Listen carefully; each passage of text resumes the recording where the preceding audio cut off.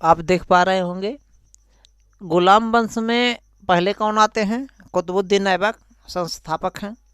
कुतुबुद्दीन ऐबक के बाद में आराम साहब आते हैं गद्दी पर, कुछ समय के लिए रहते हैं। इनके बाद में इल्तुतमिश, और इल्तुतमिश के बाद में रुकनुद्दीन फिरोज शाह, और रुकनुद्दीन फिरोज शाह के बाद में रजिया, रजिया के बाद में बहराम शाह आते हैं, पूरा नाम है मुइजुद्दीन बहराम शाह। उसके बाद आते हैं अलाउद्दीन मसूद शाह, अलाउद्दीन मसूद शाह के बाद में नसरुद्दीन महमूद आते हैं, और इसके बाद में गियासुद्दीन बलबन आते हैं। अब इसमें यही नसरुद्दीन महमूद हैं जिनसे बलबन ने अपनी पुत्री का विवाह किया है। ये बलबन ने अपनी पुत्री का विवाह इन्हीं से किया है। इसका मतलब ये जो है दामाद हो गए, और ये कौन हो गए? ससुर हो गए, ससुर, ससुर है ना। तो बलबन ने ही अपनी पुत्री का विवाह नसरुद्दीन महमूद से किया है, और ऐसा माना गया है कि बलबन ने अंत में नसरुद्दीन महमूद को विष देकर मार दिया, चले गए बेचारे जहाँ जाना था। तो अंत में गद्दी पर कौन बैठते हैं, यानी कि सुल्तान कौन बनते हैं? क्या नाम? बलबन, गियासुद्दीन बलबन ये सुल्तान बनते हैं। इन्होंने क्या किया है? इन्होंने सबसे पहले राजत्व का सिद्धांत लाया, राजत्व का सिद्धांत। राजत्व का सिद्धांत हम पढ़ेंगे अगले टॉपिक में कि बलबन का राजत्व का सिद्धांत क्या है, बलबन का राजत्व का सिद्धांत क्या है। हालांकि अभी बलबन के बाद में ये अपने जीते जी अपने बड़े पुत्र महमूद के जो पुत्र थे कै खुसरो, कै खुसरो महमूद के पुत्र, इनका बड़ा पुत्र था महमूद, उसके पुत्र का नाम था कै खुसरो, उसको अपना जीते जी उत्तराधिकारी चुन लिए थे, नियुक्त कर दिए थे। लेकिन दिल्ली के कोतवाल जो थे उन्होंने कूटनीतिक चाल से कै खुसरो को दूसरी जगह भेजकर इनका जो दूसरा पुत्र था, दूसरा पुत्र बुगरा खां, बुगरा खां के जो पुत्र हैं कैकुवाद, कैकुवाद को दिल्ली का सुल्तान बना दिया। क्योंकि उस समय कैकुवाद की आयु जो है 17 से 18 वर्ष मात्र था, वो आयोग था, और उसका देखभाल जो है यानी कि शासन की बागडोर जो है दिल्ली के जो सुल्तान ने षड्यंत्र रचा था उनके दामाद ने सब देखा। तो आगे पढ़ेंगे, इसको हम थोड़ा सा समझेंगे बलबन का राजत्व का सिद्धांत क्या है।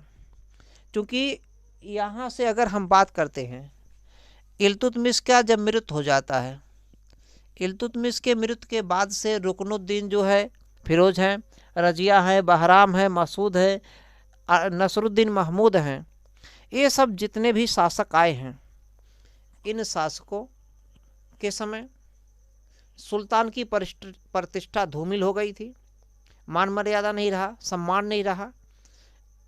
सब चूंकि एक के बाद एक आए हैं, और इन सब पर प्रभाव जो है चालीसा दल के लोगों ने ही चलाया है, और उन्हीं चालीसा दल के लोगों में मेन जो भूमिका निभा रहे थे वो बलबन थे, वो खुद उसी में थे।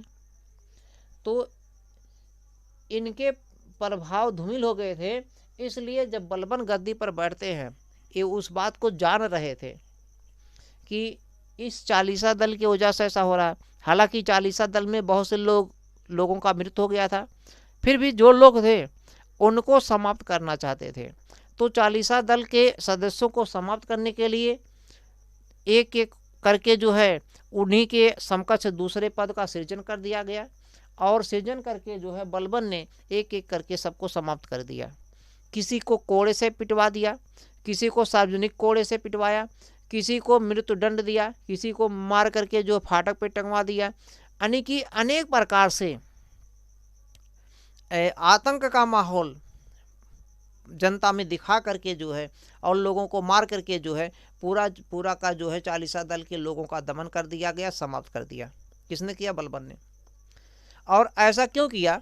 ताकि जनता में, जनसमूह में एक हमारे प्रति जो है लोगों को भय व्याप्त हो, और सम्मान के नज़रिए से देखें, ये जो बलबन हैं इन्होंने जिल्ले इल्लाही या जिल्ले अल्लाह की उपाधि कही है, जिल्ले अल्लाह की उपाधि धारण किया था, जिल्ले अल्लाह,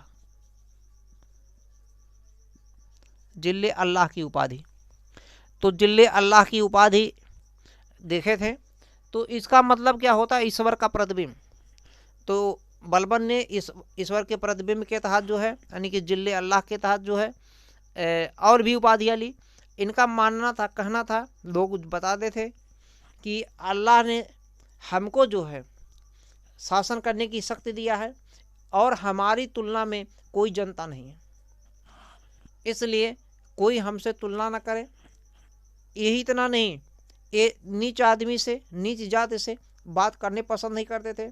यहाँ तक कि एक व्यापारी जो सब कुछ अपना देने के लिए बलबन को तैयार था, नीच जाति के होने की वजह से बलबन ने उससे बात तक नहीं किया, मिले तक नहीं, बात करने की बात छोड़ दीजिए। तो बलबन एक निरंकुश शासक था, निरंकुश शासन लाना चाहते थे और लाए भी। यही राजतंत्र था, यही जो है राजत्व का सिद्धांत था कि निरंकुश शासक, यानी कि ज़्यादा से ज़्यादा लोगों को भय दिखाना, ढोंग आडंबर कुल मिलाकर के राजशाही सत्ता जो है हासिल करना, यानी कि तड़क भड़क एक सुल्तान में, एक शासक में जो तड़क भड़क अपना खुद जो है बढ़िया से बढ़िया ड्रेस में, पोशाक में, गहनों के साथ या जो भी पोशाक में रहता था सब पहन के आते थे, और जो दरबार में आते थे उनके लिए भी एक ड्रेस लगा दिया था, अनिवार्य कर दिया था। बिना ड्रेस के, बिना उस पोशाक के कोई आ नहीं सकते थे कहाँ पर, दरबार में। और यही इतना नहीं, दरबारियों को किसी को हंसने की, यहाँ तक मुस्कुराने तक की अनुमति नहीं था। इस तरीके का शासन व्यवस्था था। यहाँ तक कि ये बलबन जो है किसी आदमी से, दरबारी में किसी भी आदमी से बात नहीं करते थे। सिर्फ किससे बात करते थे, छूट उसी को था, केवल ओजीर को, ओजीर आजम।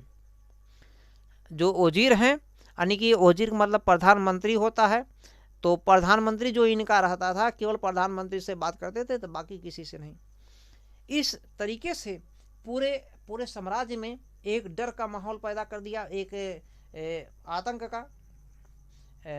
और ऐसा शासन व्यवस्था उस समय के दरमियान ठीक ही था, क्योंकि ज़्यादा से ज़्यादा शासक का यही रोल भी होता है, ज़्यादा से ज़्यादा जो है शासन करने की शक्ति हो। और यही इतना नहीं, शासन करने के लिए इन्होंने सेना का भी नियुक्त किया, सेना को पहली बार नियमित किया। जो इल्तुतमिश ने एकता प्रणाली लाया था, इल्तुतमिश ने, जिसकी व्याख्या हम लोग जान चुके हैं, निजामुल मुल्क जुनैदी की पुस्तक सियासतनामा में मिलता है। निजामुल मुल्क जुनैदी है, इल्तुतमिश के पीएम थे, प्रधानमंत्री थे, वजीर थे, वजीर आजम थे।